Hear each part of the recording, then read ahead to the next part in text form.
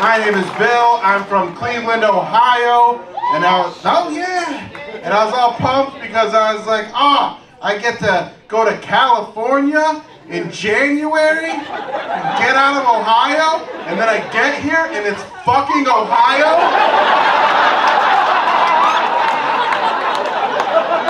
How dare you?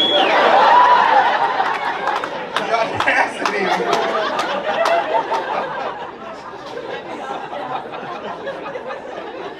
You guys haven't seen the sun longer than, like, I've seen the sun more than you have. Like, what is going on out here? It's not good, but hey, it'll be all right. I was raised Mormon, and whenever people found out I was Mormon as a kid, they'd always tease me. They'd be like, "Oh, Bill, you're Mormon? How many wives do you have?" And that hurt my feelings, and I start to cry, and I run home to my mom's.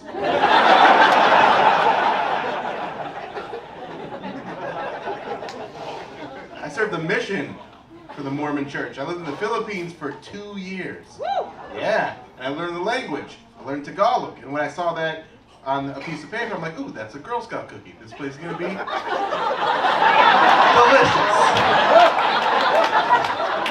And it was for different reasons, which I'll get to in a minute. But it's a difficult language to learn. I was brand new in the country. I'm walking down the street one day, and this guy pulls a knife on me. It wasn't scary, because he was Filipino. He was this.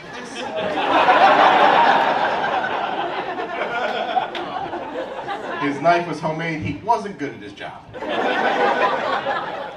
I kind of had this badass moment where I grabbed the knife out of his hand and I threw him on the ground and I yelled at him. And I wanted to say something intimidating like, "Get away from me, you scumbag." But I didn't know the language that well, so instead I said, "Mahal talagang mga saging ito," which basically means, "These bananas are too expensive."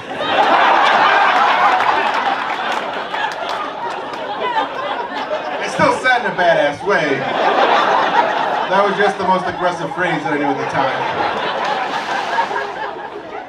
So I did the whole Mormon mission thing to make my parents happy, and I was miserable.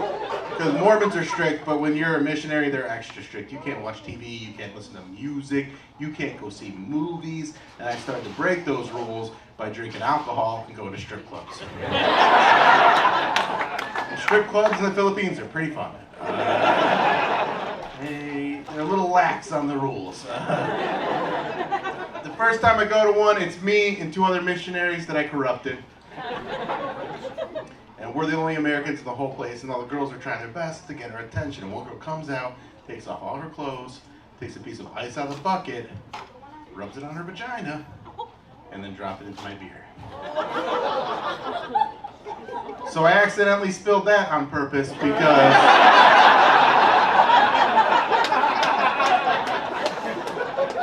you're not even supposed to drink the water over there.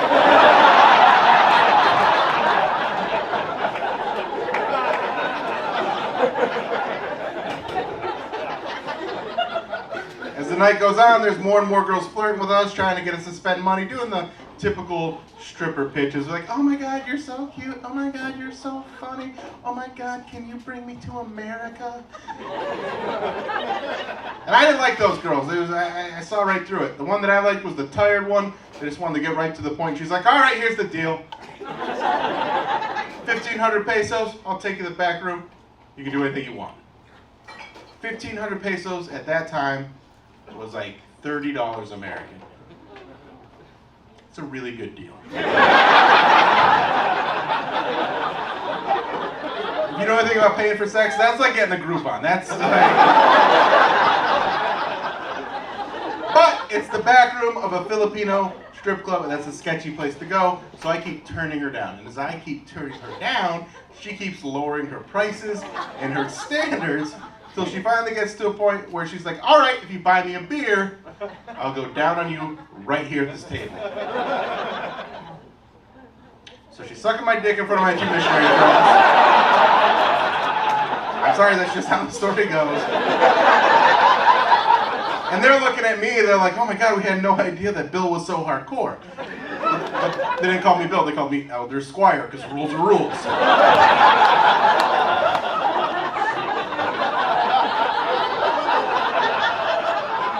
Long story short, hooked up with a whole bunch of Filipinas, got caught, was excommunicated from the Mormon church, and may or may not have between like 1 and 15 illegitimate children. And chances are they made some of the clothes we're wearing tonight. Oh, fuck you, they're my kids, they're gonna work. And they're gonna be lazy and spoiled.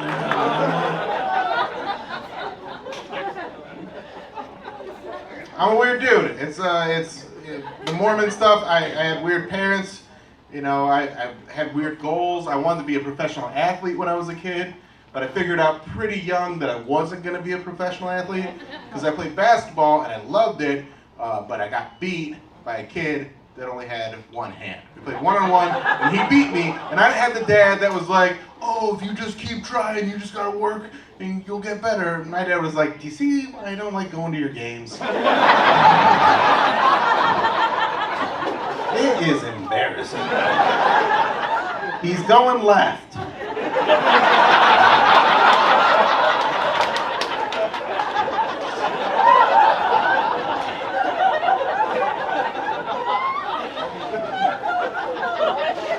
I was the first generation of kid. I feel like I'm 40 years old, and when I was 6 years old, I played soccer, and I got a trophy. We didn't win anything, but it was the participation trophy, and then people got mad at me, like my dad and my uncles were like, you didn't win anything!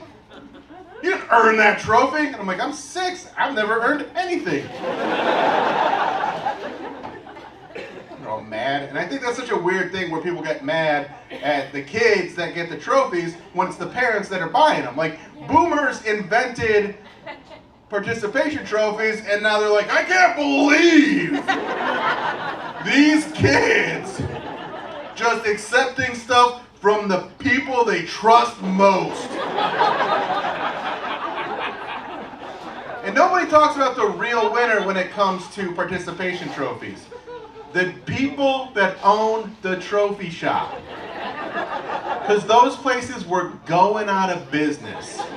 And then there was 2 brothers that were like on the brink. They're like, dude, we can't keep this going. We're selling 4 trophies every year.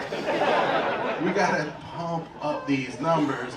And his brother was like, what if everybody got a trophy? He's like, that doesn't make any sense. Why would everybody get a trophy? He's like, because they participated, and now those motherfuckers got yachts.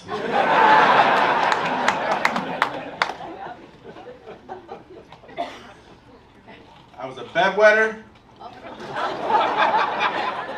Yeah. I went to bed way too long. I went to bed till I was 14 years old. Yeah. And I didn't know what to do about it. My mom tried to help me. My dad, I don't even think, he wasn't that kind of dad. He wasn't like going to doctor's appointments with me. He was just like, Sue, this one smells weird. Put him in the back. My mom took me to a doctor when I was around 8 years old to try to figure out why I was wet in the bed. And the doctor told me to suck in my belly.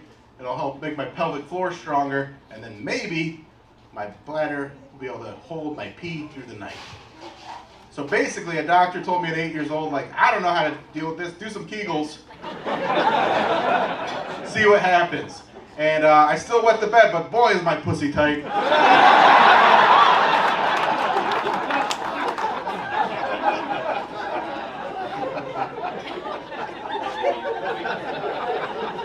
So you guys, his butthole's got tight on it.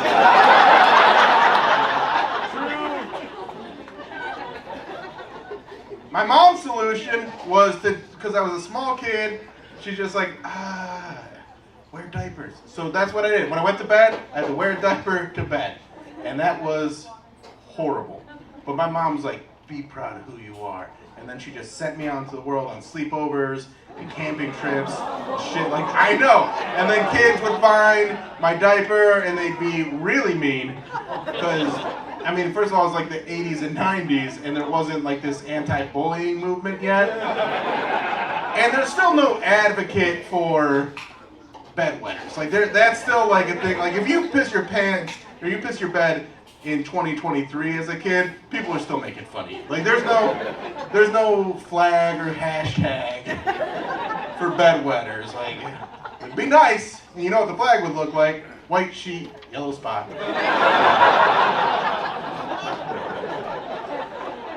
But there isn't.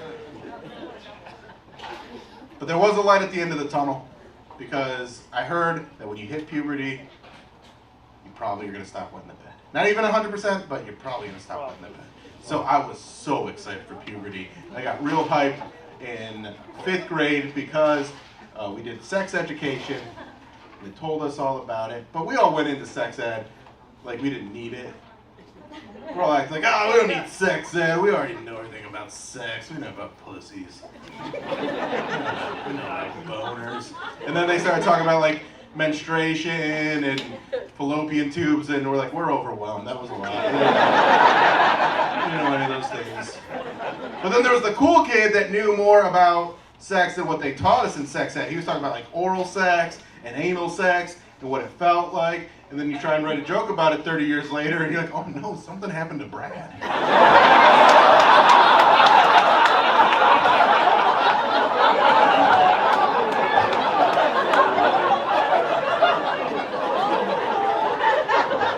We all thought he was trying to be cool and bragging and stuff. Turns out it was just a cry for help.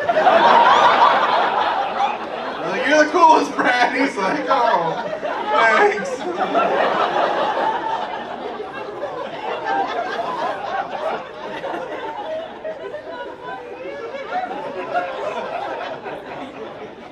But I was excited. I'm like, oh, puberty is starting soon. And then everybody else started going through puberty, and I didn't hit puberty until I was 14 years old, and I finally had like a week where I didn't wet the bed. And I was like, I'm there. And I was feeling confident. So confident that I stopped wearing diapers. None of you guys have ever had a moment like that, where you're so confident. Because no, if you're a human that decides on your own that you don't need diapers anymore, you feel really good. None of you guys got to make that decision for yourself. I did.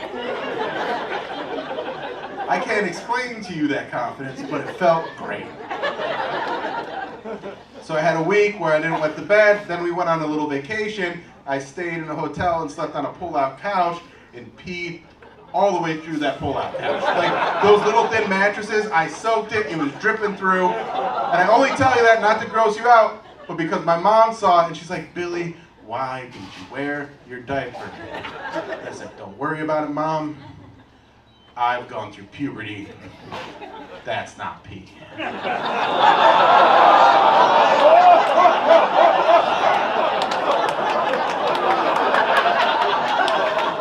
And then my mom had to explain to me that not that much cum comes out. So like I told you, my parents are Mormons, so she didn't use those words. What my mom said to me was, that's not how the magic happens. Which seemed kind of cute at the time. But then 3 years later, I was watching MTV, a show called Cribs came on, and Snoop Dogg was showing us his house, and he walks into his bedroom, points at his bed, and says, this is where the magic happens. And I got a boner that I'm still not comfortable with.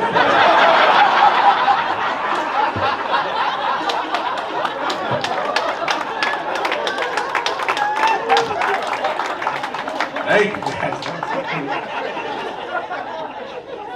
there's a lot of piss in that joke. You guys hung in there, and I appreciate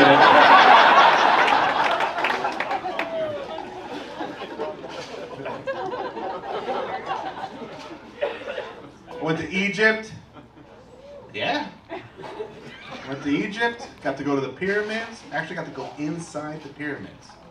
That's really cool. And I got to go into a room that nobody's been in since they built the pyramids. And I had an app that could translate hieroglyphics. And I translated these hieroglyphics, and they said, oh my God, I haven't seen you since high school. I hope you're doing well. How would you like to be your own boss and make $15,000 a month? Fucking fucking pyramid schemes.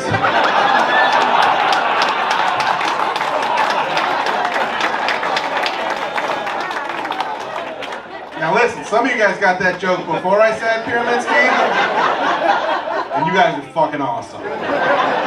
Some of you guys didn't get that joke till I said pyramid schemes. I want you to see me after the show, because I got a way that we can both make a lot of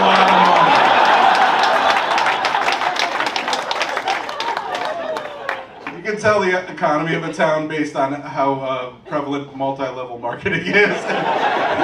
And you guys are in trouble. Because you guys all got that way too easily. A lot of that. I actually read in Forbes that Sacramento is the best place to live in California. Yeah. I'm kidding, I don't read Forbes. A bunch of fucking gullible idiots. Why would I insult you guys? You're loving me, we're having such a good time, and I'm like, you're all fucking dumb.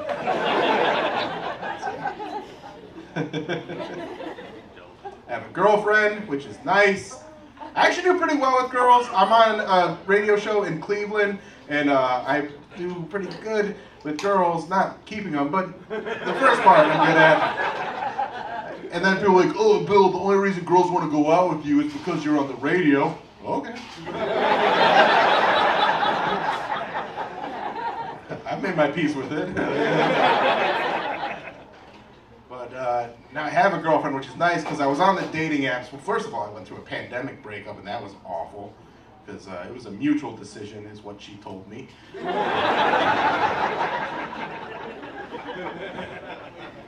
And then I got on the dating apps for a minute, and I hate those, because every girl in her bio was like, I don't care, just make me laugh. Liars.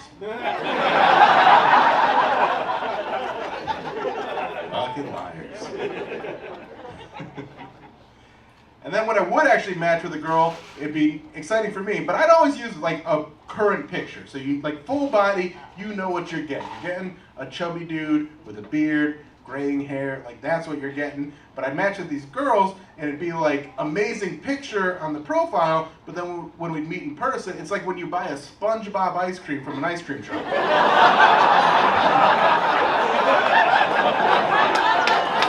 The picture on the truck, you're like, this is gonna be great. Then you take the wrapper off, and you're like, ugh, what's wrong with your eyes?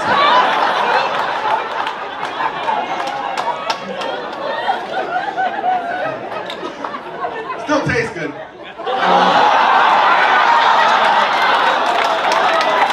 guys think I have the stamina to actually fuck? I gotta eat pussy.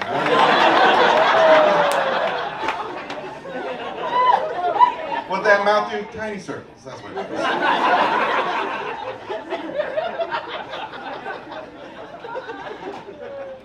Now I have a girlfriend, which is nice.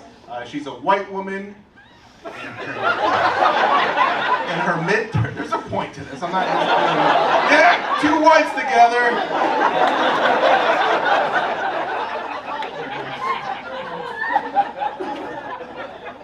She's a white woman, she's a millennial, so she's touching butts.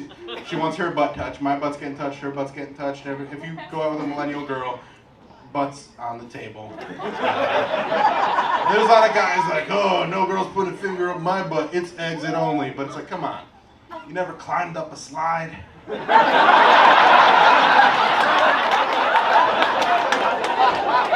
never went the wrong way up an escalator? Sometimes going the wrong way can be a little fun.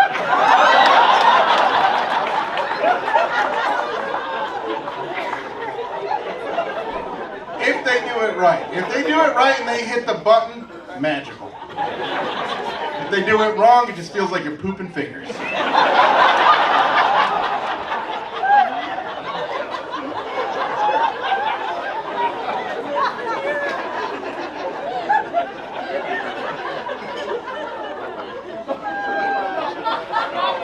So, I have this girlfriend, she's a white woman in her mid-30s, and she loves everyone. She's not homophobic, she's not racist, she loves everyone, until she finds out your birthday. And then she's like, oh, you're a Sagittarius? You're a piece of shit.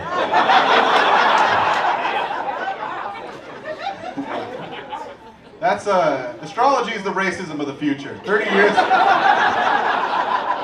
from now, people will be like, oh, this is a great neighborhood until all those Tauruses moved in. They're not really community minded. 3 minutes. We're gonna do dark stuff. You guys like dark jokes? Okay. That's what people say, and then I do the jokes and they're like, no, that wasn't good.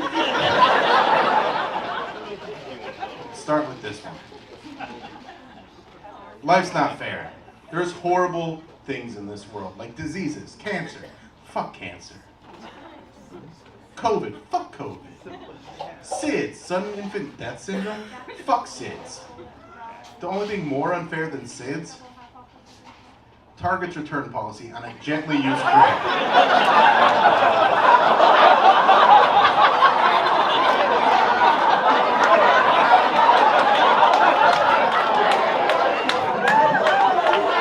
See?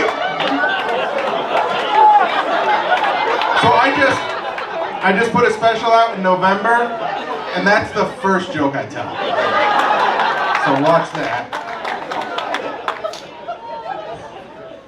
I have a sister, she's anorexic and suicidal. And a few weeks ago, she took a whole bottle of pills and everybody in my family was freaking out, but I'm an optimist. I'm like, at least she's eating again.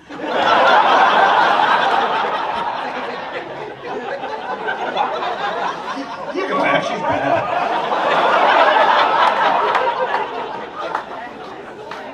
It is hilarious.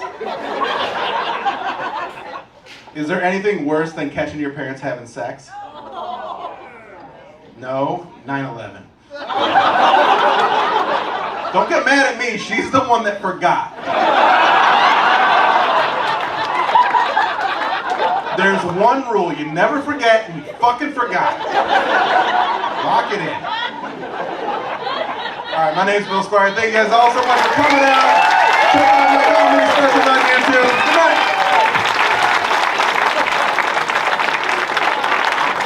Bill